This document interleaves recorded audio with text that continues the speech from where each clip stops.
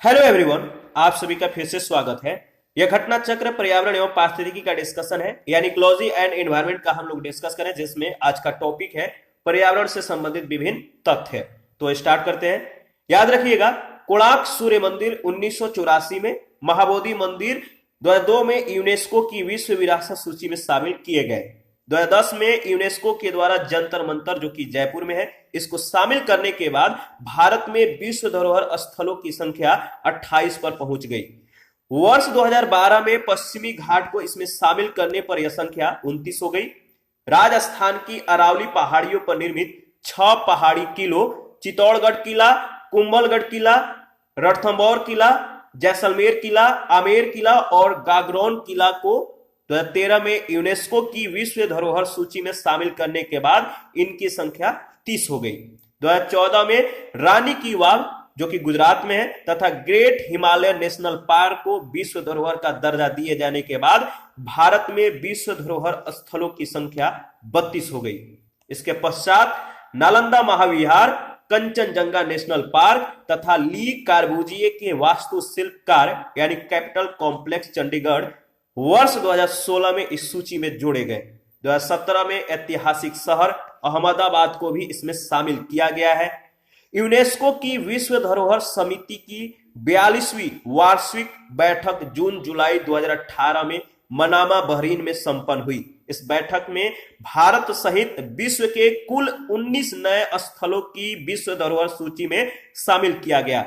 भारत के मुंबई स्थित Victorian, Gothic और आर्ट डेको इमारतों के समूहों को सांस्कृतिक स्थल के रूप में विश्व धरोहर सूची में शामिल किया गया था। यूनेस्को की विश्व धरोहर समिति की 43वीं वार्षिक बैठक 30 जून से 10 जुलाई 2019 के मध्य अजरबैजान की राजधानी बाकू में संपन्न हुई। इस बैठक में भारत सहित विश्व के कुल 29 नए स्थलों को यूनेस्को की विश्व धरोहर सूची में शामिल किया गया। इसमें भारत के जयपुर शहर को सांस्कृतिक स्थल के रूप में विश्व धरोहर सूची में शामिल किया गया। वर्तमान में भारत में विश्व धरोहर स्थलों की संख्या 38 हो गई है। याद रखिएगा, वर्तमान में विश्व धरोहर सूची में शामिल कुल भारतीय स्थल 38 हैं। इसमें 7 जो स्थल है वह प्राकृतिक श्रेणी का, और 30 जो स्थल है और यह है सांस्कृतिक श्रेणी का, और एक जो स्थल है वह है मिश्रित श्रेणी में, जो कि कंचनजंगा राष्ट्रीय उद्यान है। इसको ध्यान रखिएगा।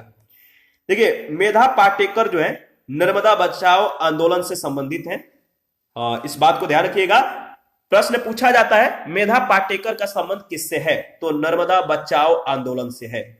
रैली फॉर वैली प्रोग्राम का आयोजन नर्मदा नदी घाटी में विस्थापन की समस्या से जूझ रहे विस्थापितों के पुनर्वास से संबंधित था। बाबा आमटे वन्य जीव संरक्षण तथा नर्मदा बचाओ आंदोलन से जुड़े थे। शांत घाटी आंदोलन के संदर्भ में डॉक्टर सलीम अली का नाम चर्चित रहा। मध्य प्रदेश वन्य जीव बोर्ड की अनुशंसा के आधार पर मध्य प्रदेश सरकार प्रदेश के धार जिले में जीवाश्म राष्ट्रीय पार्क डायनासोर की स्थापना कर रही है। यह पार्क धार वन डिवीजन में स्थित बाघ गुफाओं के निकट 89.740 हेक्टेयर क्षेत्र में विस्तृत होगा। उल्लेखनीय है कि धार जिले के बाघ के निकट 2006 में डायनासोर के 100 से अधिक अंडे प्राप्त हुए थे, जिनके 6.5 करोड़ से 7 करोड़ वर्ष पुराने होने का अनुमान है।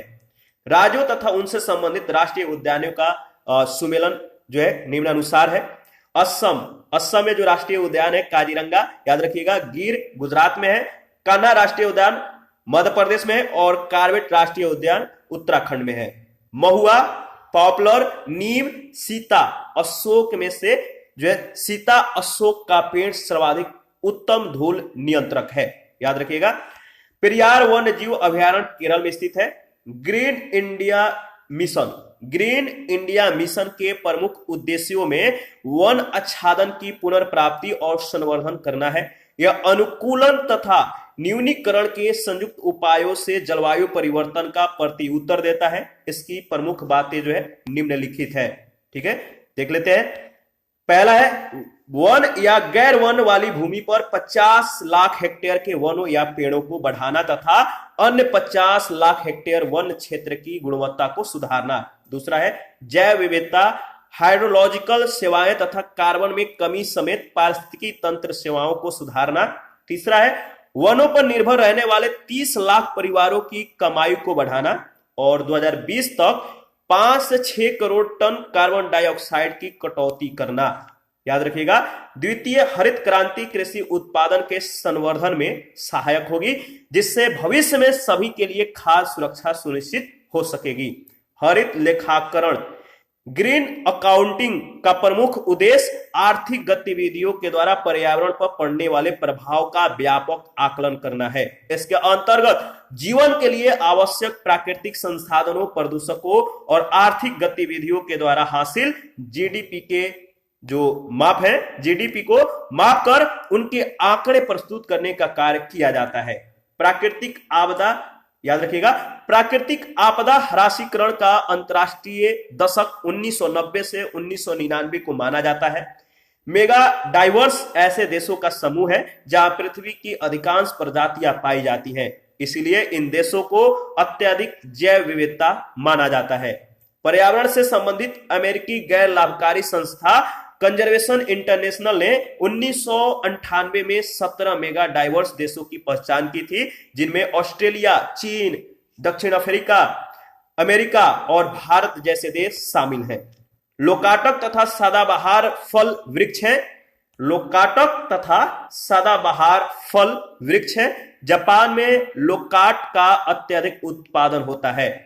लोकाट याद रखिएगा। देश में विंटर लाइन की प्राकृतिक परिघटना मसूरी में दृश्यमान होती है। इसके अलावा स्विट्जरलैंड के कुछ क्षेत्रों में विंटर लाइन दृश्यमान होती है। यह परिघटना मध्य अक्टूबर से जनवरी तक घटित होती है। यह परिघटना शाम के समय सूर्य के अस्त होने पर दृश्यमान होती है। विंटर लाइन में पीला, लाल, नारंगी, बैंगनी और चमकीले लाल रंगों का सम्मिश्रण होता है।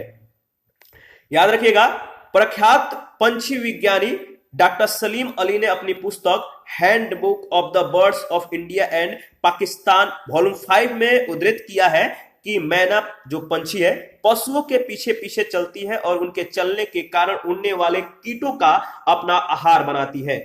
चित्रित बलाक हिमालय के दक्षिण में उष्णकटिबंधीय एशिया में पाए जाने वाला पंछी है। इसका मुख्य आहार आर्द्र भूमि के छिछले जलीय स्थलों में पाई जाने वाले छोटी मछलियां हैं। ये प्राय ताजे पानी के स्थलों के निकट निवास करते हैं।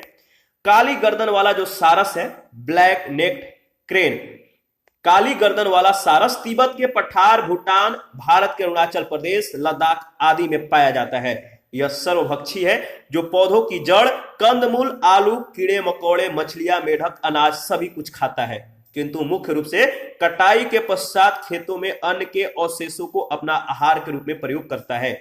जिस दर पर एक पारिस्थितिकी तंत्र या जैव तंत्र ऊर्जा का संग्रह करता है, श्वसन प्रक्रिया में उपयोग की गई ऊर्जा को छोड़कर उसे शुद्ध प्राथमिक उत्पादकता कहते हैं।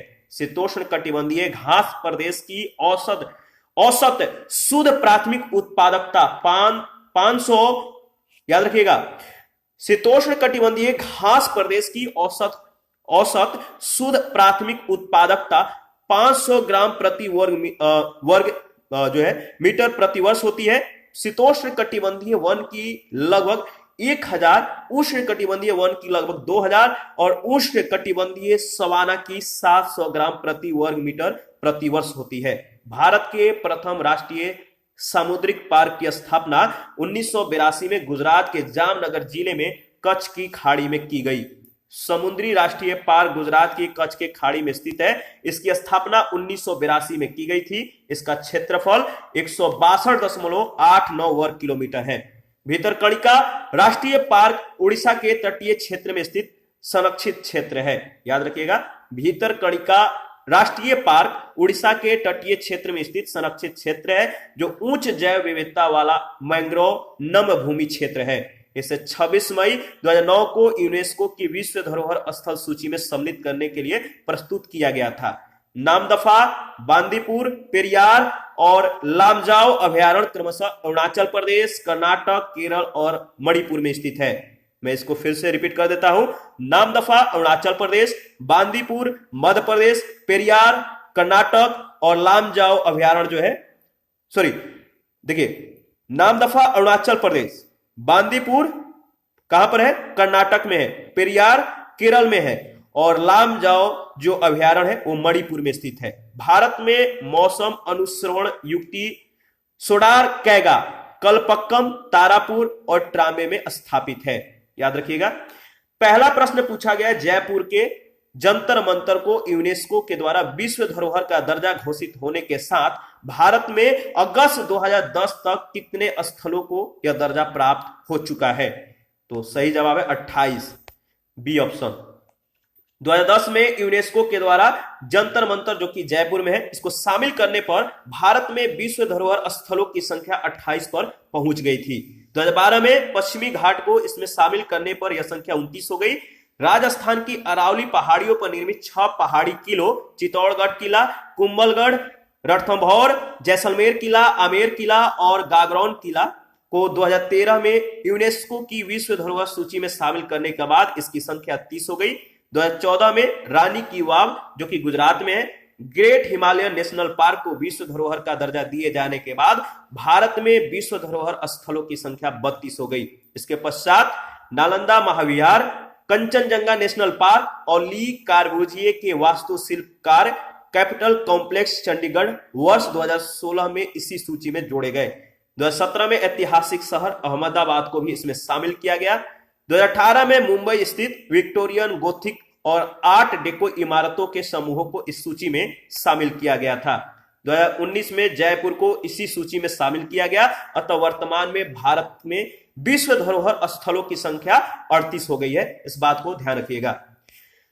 प्रश्न संख्या सेकंड है, यूनेस्को की विश्व विरासत सूची में हाल ही में सम्मिलित की गई इमारत कौन है? यूनेस्को की विश्व विरासत सूची में हाल ही में सम्मिलित की गई जो इमारत है वह है महाबोधि मंदिर, सी ऑप्शन।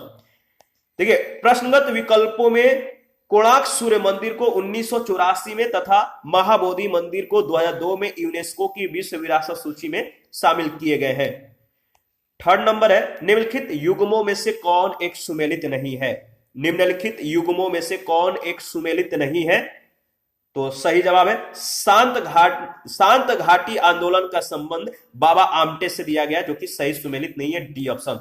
बाबा आमटे वन्य जीव संरक्षण नर्मदा बचाओ आंदोलन से जुड़े थे। शांत घाटी आंदोलन के संदर्भ में डॉक्टर सलीम अली का नाम चर्चित रहा। और प्रश्न संख्या 4 है, मेधा पाटेकर का नाम किस आंदोलन के साथ जुड़ा हुआ है? मेधा पाटेकर का नाम किस आंदोलन के साथ जुड़ा हुआ है? तो याद रखिएगा, नर्मदा बचाओ आंदोलन से। प्रश्न संख्या 5 है, भारत में रैली फॉर वैली प्रोग्राम का आयोजन निम्न में से किस एक समस्या को उजागर करने के लिए किया गया था?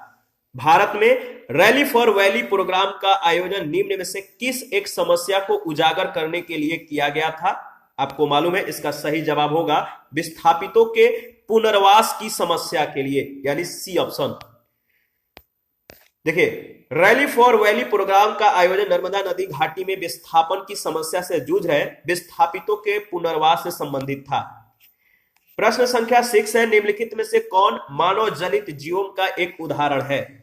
निम्नलिखित में से कौन मानव जनित जीवों का एक उदाहरण है? सही जवाब है फसली भूमि, डी ऑप्शन। जल तंत्र, घास का मैदान और वर्षा वन प्राकृतिक जीवों के उदाहरण है, जबकि फसली भूमि है मानव जनित जीवों का उदाहरण है।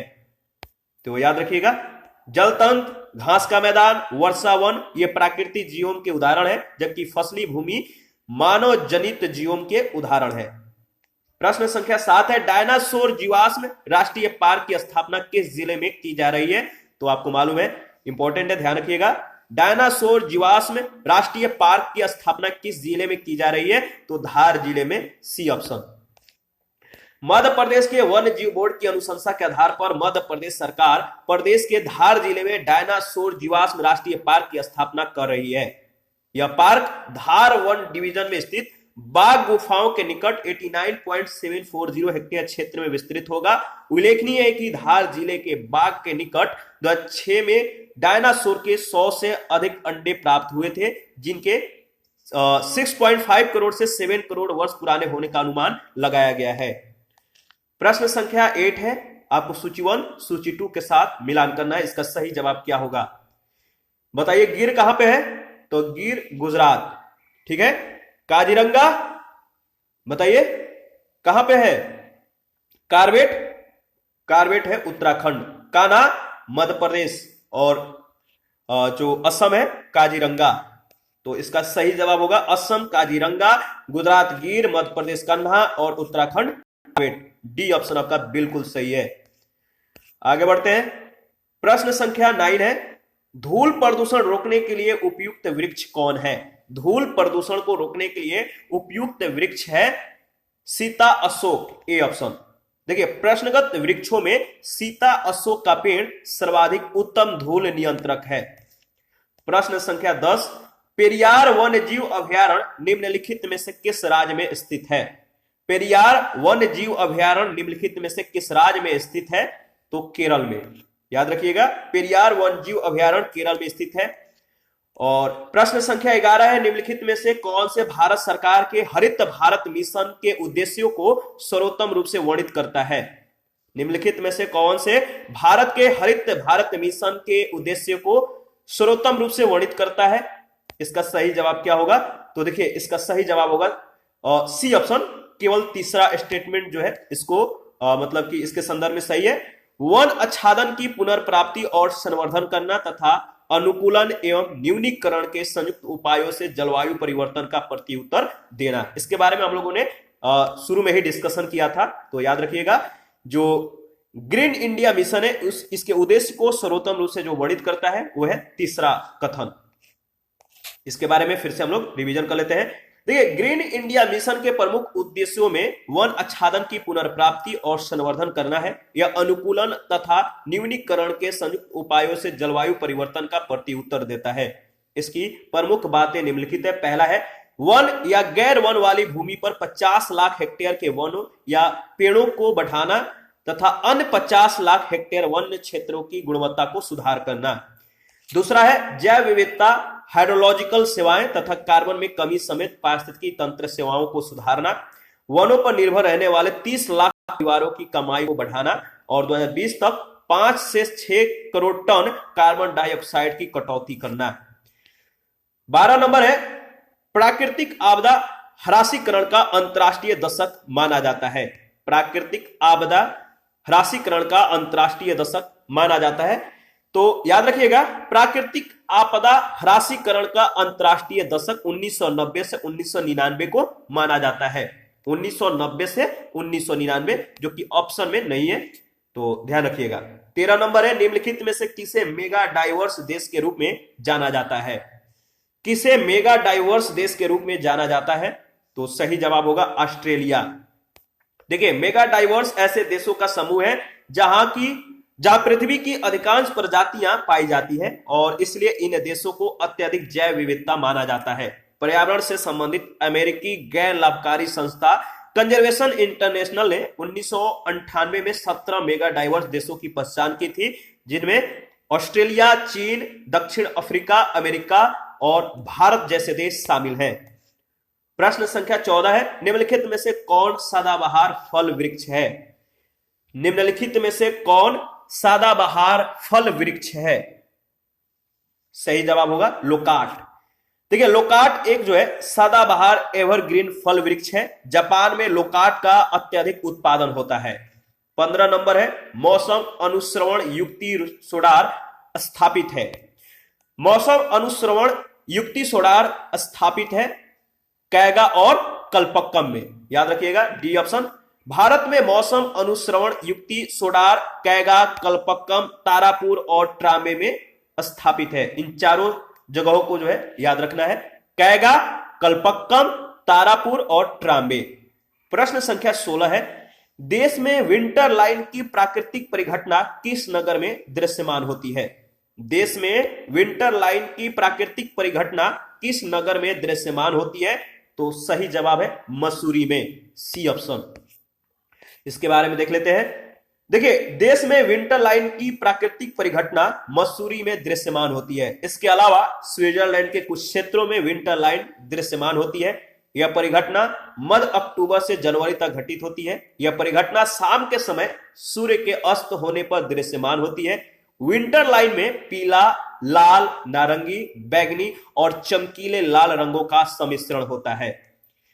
प्रश्न संख्या 17 है, यदि आप ग्रामीण क्षेत्र से होकर गुजरते हैं तो आपको यह देखने को मिल सकता है कि अनेक प्रकार के पंछी चरने वाले पशुओं, भैंसों के पीछे पीछे चलते हैं और उनके घास में चलने से अशांत होने वाले कीड़ों को पकड़ते हैं।